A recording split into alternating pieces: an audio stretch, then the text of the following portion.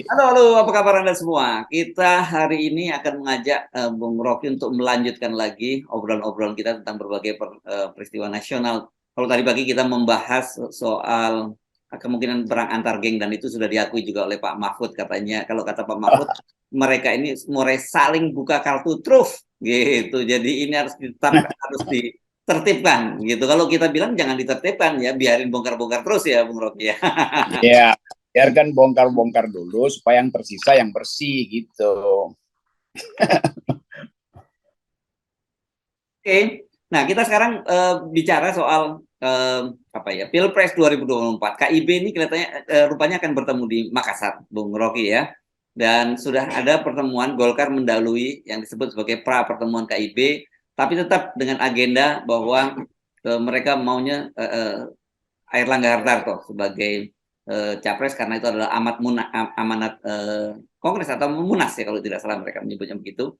Sementara P3 dan PAN sih sudah memberikan sinyal ini arahnya ke Ganjar Pranowo gitu. Sementara Presiden Jokowi juga sudah mengingatkan kalau mau mencalonkan presiden syaratnya ada dua, ngerti masalah makro dan ngerti masalah mikro gitu. Itu tanda bagus bahwa Golkar pulih harga dirinya tuh. Kan dia partai yang otonom, ngapain minta-minta izin presiden? Dia pastikan aja kan, mau kalah nggak ada soal, yang penting dia tahu bahwa dia mampu untuk ajukan kadernya sendiri. Di situ pride, di situ martabat sebuah partai. Kalau yang dua itu ya ngapain itu PAN dan P3 kayak pecicilan aja itu kan. Mentang-mentang udah di depan itu si Ganjar, semua ngikut di belakangnya tuh. Jadi poin itu sebetulnya yang menunjukkan bahwa ada pendangkalan di dalam batak partai-partai itu. Kalau gue bikin partai, ngapain gue nanya presiden, calon presiden gue itu kan goblok namanya, bukan goblok sih, bodoh, bukan bodoh, dungu. Jadi hal-hal semacam itu yang membuat kita jijik sebetulnya lihat perpolitikan. Nah, yang itu yang pertama. Yang kedua, tiba-tiba Presiden Jokowi kasih kriteria. Urusan apa Presiden Jokowi dengan kriteria calon presiden berikutnya? Sama juga kan, harus paham makro mikro, itu dengan sendirinya lah. Ngapain disuruh-suruh? Kabinet yang mesti paham makro dan mikro. Dan sebetulnya bukan paham makro dan mikro, dia mesti paham linkage, hubungan antara makro dan mikro. Ada orang paham makro, paham mikro, tapi dia nggak bisa hubungkan itu antara makro dan mikro tuh. Jadi sebetulnya kalau kita ikuti jalan pikiran presiden mau mengatakan ya makro kita bagus tapi mikronya buruk kan. Kan sampai sekarang itu perusahaan di Jawa Barat itu ada 100 perusahaan yang tutup, 127 perusahaan tutup, dan udah ada 79.000 atau sekarang mungkin udah 100.000 yang di PHK itu soal mikro. Tetapi kalau presiden ngomong dia tunjukkan figur makronya, angka-angka makronya tuh 5,5% itu menunjukin apa?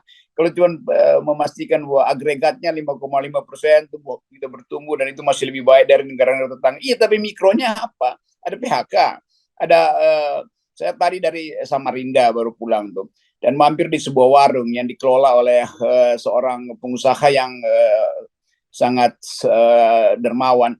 Dia buka warung untuk memberi makan setiap hari Jumat fakir miskin di situ. Dalam 1 jam 100 paket habis tuh. Dan itu baru 2 hari dipublikasikan. Artinya ada kesulitan ekonomi yang luar biasa. Sehingga orang yang sebetulnya masih bisa makan di warung terpaksa mesti cari yang gratisan. Jadi bagian-bagian buruk dari ekonomi kita diperlihatkan justru di daerah yang nggak bisa dipahami oleh Presiden Jokowi yang sedar kasih parameter. Ya, sih makro, paham mikro. Ya apa? Yang pertama, buat apa itu diucapkan? Yang kedua, bukan paham makro dan mikro, tapi linkage-nya yang mesti dipahami itu. Yang ketiga, urusan apa presiden kasih prasyarat itu. Jadi ini KPU punya urusan, jadi ngapain itu presiden? Jadi kita melihat bahwa Presiden Jokowi ambisinya masih tinggi itu. Dia ingin mengendalikan dan itu bahayanya kalau menteri-menteri yang ada di sekitar dia ingin nyapres itu juga minta restu dari presiden. Itu bodohnya di situ. Udah presidennya ngaco, menteri-menterinya juga jadi pengikut doang atau minta rumah-rumah. Di situ nggak ada pride. Ada partai politik, tapi partai politik minta restu presiden. Ajaib. Ya, nah soal ini kan, soal kriteria ini kan sebenarnya bukan yang pertama kali. Presiden waktu itu juga menyatakan waktu ulang tahun Golkar, mengingatkan bahwa harus punya jam terbang tinggi dalam pemerintahan dan sebagainya. seharusnya kan kalau mau ya mari kita duduk bareng-bareng. Kebutuhan negara itu seperti apa, dan kemudian kita rumuskan seperti requirement-nya seperti ini, dan kemudian bebaskan dengan cara begitu requirement saja, jangan preferensi pada orang perorangan kan gitu. Ya itu kan ada syarat-syarat objektif, ada syarat-syarat subjektif. Itu syarat-syarat diatur di undang-undang, siapa yang layak jadi wakil presiden, siapa yang jadi presiden, itu ada syarat objektif, syarat subjektif. Kapasitas dia untuk memenuhi permintaan publik dia buktikan di dalam debat, dalam kampanye, bukan memenuhi syarat presiden, mesti paham ini, paham itu, segala macam. Jadi kelihatannya presiden juga nggak paham cara bernegara tuh. Dia mestinya tutup mulut itu dan tutup kuping tuh, kalau nggak bisa tutup mata tuh dari keadaan, supaya orang tahu bahwa presiden itu imparsial di dalam pemilu 2024. Dan campur tangannya itu nol. Kalau sekarang udah kelihatan campur tangan. Jadi itu juga yang menunjukkan bahwa kita nggak matang-matang gitu. Yang nggak, presidennya nggak matang, ketua-ketua partainya juga bukan sekedar nggak matang, membusuk malah. Belum sempat matang udah busuk. Oke, Bung Rocky, ini ya soal kembali lagi soal KIB ini. Kelihatannya kalau P3 dan PAN udah pasrah lah, udah apapun maunya Pak Jokowi kita ikutin aja, kalau maunya Ganjar ya kita ikuti Ganjar. Nah, bagaimana dengan Golkar ini? Karena bagaimanapun juga kita tahu sebenarnya seperti Anda sebut semua punya komorbid gitu. Tetapi kelihatannya Golkar tetap saja ingin punya posisi tawar berbeda dengan dua partai tadi. Golkar punya pengalaman manuver, kira-kira itu tuh. Golkar punya kemampuan untuk di ujungnya dia akan lihat keadaan. Jadi Golkar sebetulnya teruji sebagai partai modern, dan kadang-kadang Golkar ya sedikit ngeyel atau sedikit feodal. Tetapi faksi-faksi dalam Golkar itu orang-orang yang punya perspektif lah itu. Ada faksinya Akbar Tanjung, faksinya JK, Pak Ical segala macam tuh, Erlangga sendiri tuh. Jadi mereka mampu untuk menilai politik secara rasional. Nah itu saya dorong-dorong Golkar tuh, karena saya berkali-kali berbicara dengan kawan-kawan ini dan saya merasa bahwa Golkar punya kesempatan untuk menunjukkan bahwa dia partai yang otonom. Kira-kira itu tuh. Maka terbuka kesempatan untuk menilai satu pihak dan menilai pihak yang lain. Tetapi Golkar tetap punya kemampuan untuk maneuvering karena dia tahu dia punya kapasitas teknokratik. Kira-kira itu intinya. Itu yang mesti dipromosikan. Bahwa ketua Golkar ada sprindik, semua ketua partai juga ada sprindiknya. Tetapi yang kita mau lihat, kemampuan kita untuk menuntun bangsa ini dengan teguh mengatakan saya pemimpin partai. Maka apapun ada risiko yang saya akan tempuh, mau dapat jaket orange kayak atau nggak dapat. Tapi dia mesti kasih tahu bahwa kami punya institusi tertinggi, itu Munas. Munas putuskan saya, kenapa saya mesti minta izin presiden? Itu di situ aja, itu simple logic sebetulnya tuh. Apakah ini sinyal perpecahan dan kemudian satu juga sinyal Golkar berani melawan Pak Jokowi dalam hal ini? Pasti Golkar udah mulai menghitung-hitung seperti biasa. Tinggal tunggu siapa lebih dulu demoralisasi, itu presiden atau Golkarnya sendiri. Kan itu intinya kan. Kita tinggal nonton siapa yang lebih dulu membusuk atau decaying. Kalau jangan pakai membusuk, nanti orang salah tafsir. Dalam ilmu politik ada istilah political decaying. Kalau diterjemahkan, pembusukan politik. Jadi siapa yang lebih dahulu decaying itu? Mental presiden sebagai petahana atau mental Pak Erlangga. Nah itu pertandingan itu yang ingin kita lihat tuh. Itu biasa aja kan. Tagih menagih, intip mengintip. Di situ justru politik diajukan sebagai bagian dari upaya untuk memastikan bahwa saya otonom, dia juga otonom. Kalau nggak saling kirim sinyal jilat menjilat kan, dan bukan itu yang kita inginkan, bukan itu yang kita ingin perlihatkan pada generasi yang sedang tumbuh hari ini. Ya, dan sebenarnya kalau lihat situasinya begini, memang akan lebih aman buat Golkar untuk terus buying time gitu ya. Saat ulur terus. Iya pasti. Buying time ya oke lah itu. Tapi yang penting dalam proses buying time itu nggak ada semacam jilat menjilat atau bujuk membujuk. Ya mental itu hari ini saya lihat cuma ada pada P3 dan PAN, dan itu menunjukkan ini partai sebetulnya pulang aja atau bubar aja, karena nggak ada partai yang dia menjilat presiden mentang-mentang kecil dan punya banyak komorbid lalu mulai lakukan hal-hal yang dangkal gitu kan. Mending Caimin juga pasang badan aja, mau ditangkap.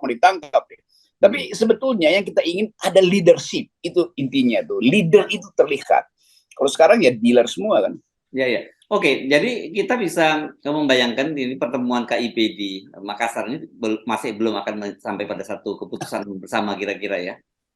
Itu masih ada 3 semester ke depan, kerusakan ekonomi akan terjadi, apalagi kalau G20 batal, gagal, ini berantakan semua nih. Tapi saya menghitung justru berantakan. Dari awal saya punya hitungan bahwa ini pemilu akan berantakan. Karena ketidakmampuan internal dari panitia pemilu, karena kesulitan merekatkan kembali bangsa, dan terutama karena kasakusuk yang gak ada ujungnya ini. Nah, semua itu akan masuk dalam jebakan global politik. Jadi ya udah, itu bersiap-siaplah bahwa memang kekacauan akan terjadi, tapi itu diperlukan untuk membenahi kembali secara radikal dan menyeluruh. Ya, dan hampir dipastikan nih kalau dengan sikap P3 dan PAN seperti ini kita nggak akan ketemu lagi pada pemilu yang akan datang dengan P3 dan PAN ya. Selesailah PAN ya. Iya, saya kira walaupun Ganjar menang misalnya, itu nggak ada lagi orang, ya Ganjar dipilih oleh rakyat sendiri, tapi suara pada P3 dan PAN itu nggak akan ada tuh.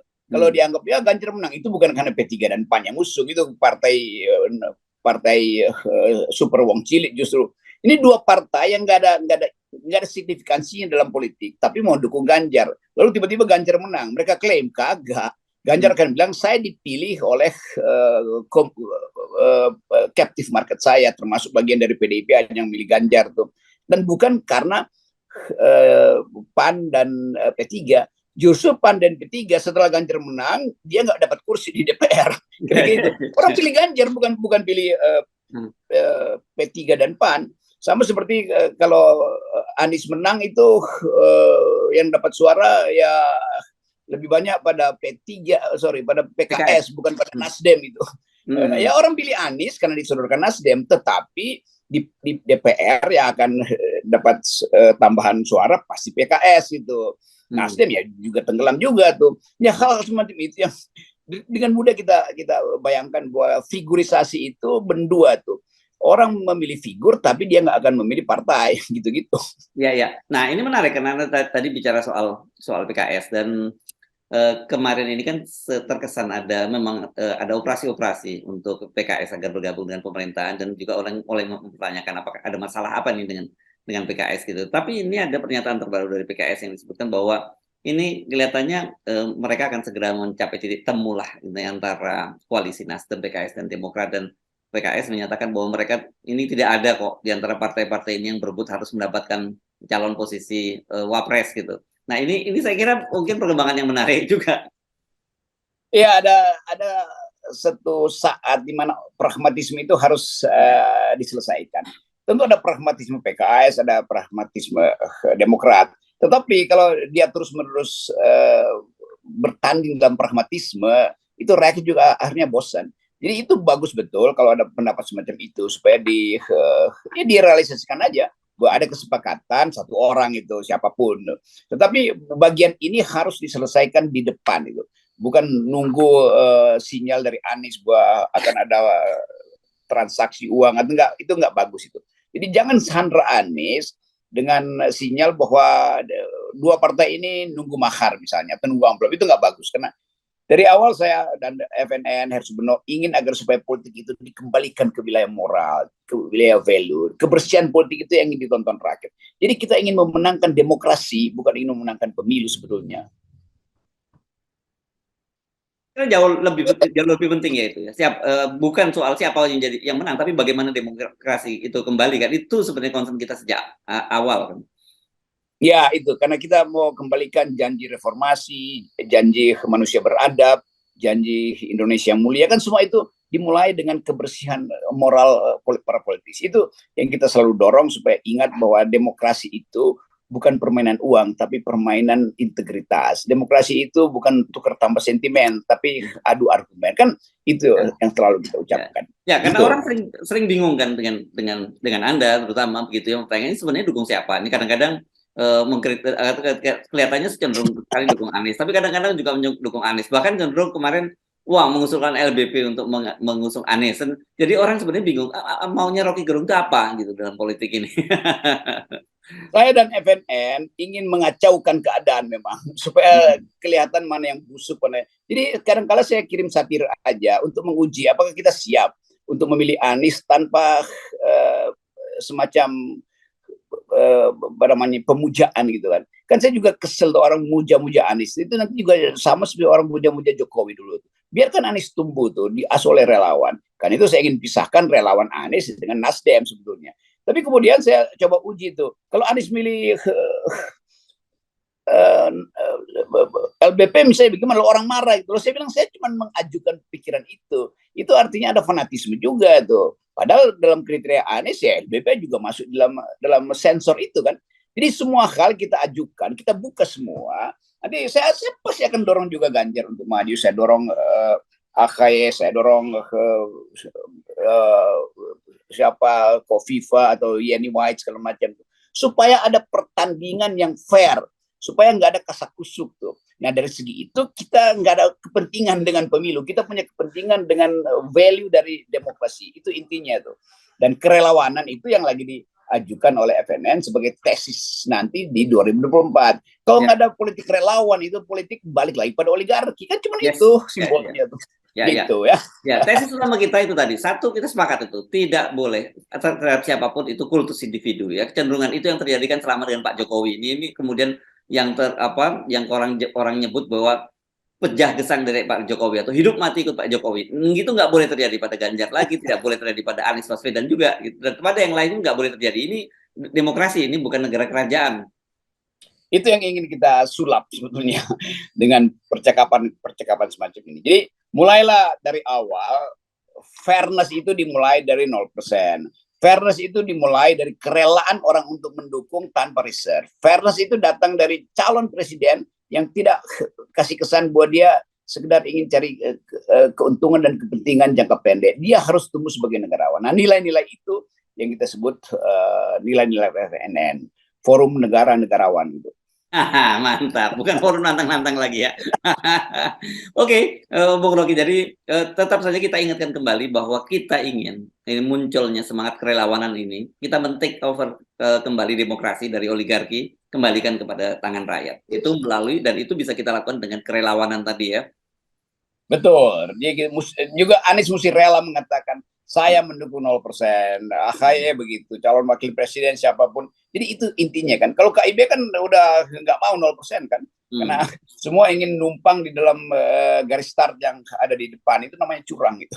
Yes, ya. Dan sementara KIB, kalau Pak Airlangga mau maju, kita dorong Pak Airlangga mau maju. Dan harusnya P3 dan PAN juga melakukan sikap yang sama. Maksudnya tiba-tiba ada PAN dan P3 mengusulkan Ganjar, ini kan sungguh terlalu kalau kata Anda dengan Bang Haji Roma waktu itu ya. Iya, jadi pastikan bahwa semua mulai dari kebersihan batin, dan batin yang bersih adalah 0. Yes, 0%. Oke, thank you, Bung Rocky. Iya. Yes. Sip. Yo.